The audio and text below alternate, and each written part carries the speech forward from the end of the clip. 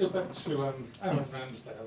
I mean, last week he was outstanding, but his whole time here, I mean, he's been such a big personality in the whole setup. I mean, how important has he been to basically giving you this incredible defensive record that you have?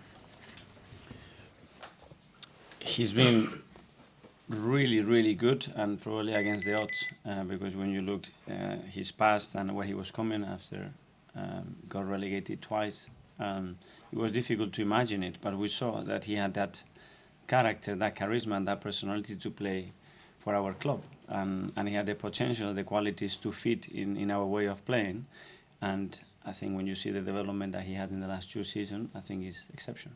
Are you surprised when you said he had those 2 relegations on his CV, but he doesn't seem to affect him at all? He seems very, very confident lad in his ability. First day I was on the phone with him, I said, let's do it.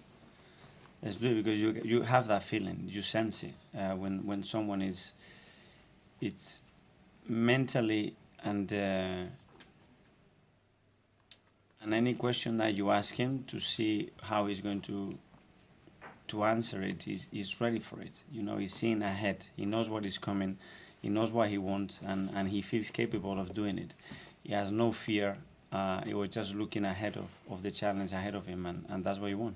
Just briefly, during the documentary, he said that he'd given your phone number to his dad, and his dad told his dad to ring you. Did his dad ever actually ring you? I called his dad, yeah, because he's very, very close to him, and I just wanted to understand that relationship and how Aaron is and how to get the best out of him. I think that's their environment, and we need to understand their environment to get the post. Tell you how you should be playing your team. We haven't got to that point yet, thankfully. Gary? Did you, when you looked at his stats, those 2, I think he conceded like nearly 120 goals out of those 2. Did you have to persuade anyone internally about this is the goalkeeper you want? We had many discussions, we had many possibilities, and at the end of the day we made a decision all together, and we were comfortable and happy to do that. So now down from oh, sorry, Gary. Was there one moment in that maybe the second season that you thought this is the goalkeeper I want? Or was it a culmination of things? Was there a certain game or a certain moment you watched him you thought this is the man, this is the goalkeeper for me? Because you had Martinez at the time who was doing well. Was there a moment that you saw before we signed him, you mean? Yeah. Yeah, when we play against him, I watched him a lot, and that presence and that energy that he had, so I think this is the one. Okay, we'll go Dan. You talk about the confidence that he has, but obviously when he arrived, he had that difficult period where he was getting a lot of abuse and threats, and he's talked quite openly about that. I just wondered, did you have to speak to him, or did anyone at the club have to speak to him to kind of, did you see that affect him, and how you kind of coached him back to his confident best? That abuse was happening just before he played his first game.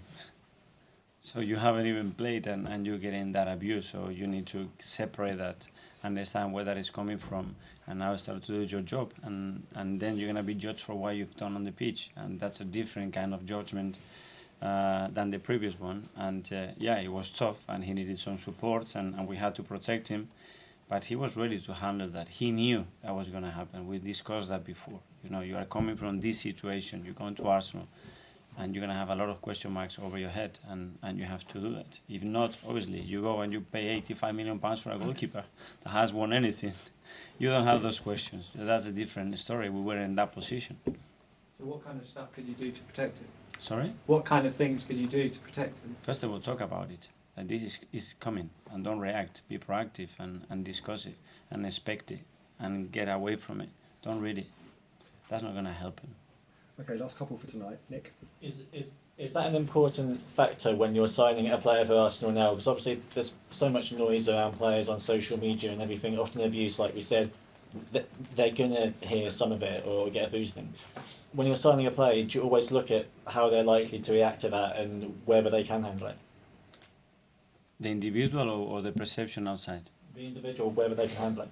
No, the individual for sure, yeah. You have to have certain characteristic and certain personality to survive in this environment, that's for sure. And how has Aaron improved as a goalkeeper in the last 2 years? What have you seen change, both in him and his personality? His consistency, number one. his ability to be decisive in key moments, especially in our way of playing, that are key moments to be able to play the way we want to play, defending and attacking, and then what he transmits as a keeper to the rest of the team and to the outside world. Would you say the saves on Sunday were his most important contribution yet? Sorry? Do you think his saves on Sunday at Anfield at the end were his most important ones? It's another day. Now is about the next Sunday. So that game was important, and he had a couple of very important saves. But it's what you do last week. At the end, it's about 38 games in this league, and how good you've been. Thanks, Darren. Just off the back of that, I mean, this has been a difficult situation for a difficult season at some point for Aaron, but particularly the incident where he was struck. I think it was in a Tottenham game where he was struck on the back. Have you had to pick him up at any stage this season with some of the lows that he's had? No, I think we are always aware of the players, and we always have to be cautious that when they are on that cliff, that we bring them to our side and don't allow them to be there, because picking them up after it takes much longer. But again, Aaron doesn't need a lot of that to be fair. He needs support, yes, like anybody else, but sometimes he needs him to calm down a little bit and take things with a different perspective. And just one more from me. You are top of the English league. Vincent is top of the championship. Well, he's won the championship. He's got promoted. Javi is top of the Spanish league with Barcelona.